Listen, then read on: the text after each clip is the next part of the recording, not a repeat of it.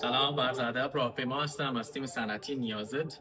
همونطور که قول داده بودیم قصد داریم یه سری ویدیو واسهتون درست کنیم که تفاوت بیدونای شیری رو برای شما توضیح بدیم. دیگه‌ای که الان داخل بازار هست. ساده ترین نمونه برای نگهداری از روغن شیر رو بریم. این نمونه از سرپیچی. شمشایی که استفاده میشه معمولا شمش 97 تا 98. باز نمونه کارهایی که داخل بازار داره تولید میشه به عنوان استفاده برای دستگاه تقطیره. این نمونه ها اصلا سرشون حالا یه چفت استیل میخوره و 4 تا قلاب داره.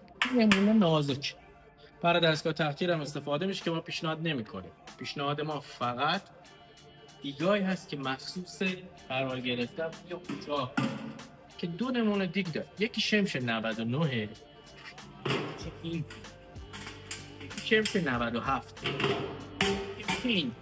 این دیگ برقش دوبله ضخیم‌تره. این نمونه هم هست استفاده میشه ولی مناسب تقطیر باز نیست، بیشتر برای نگهداری از برنج، ولی خب برای کار تقطیر هم استفاده میشه.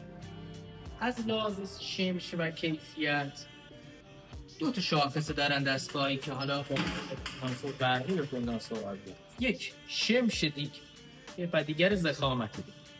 این نمونه کارا بازاری میشن، شمشاشون پایین‌تره.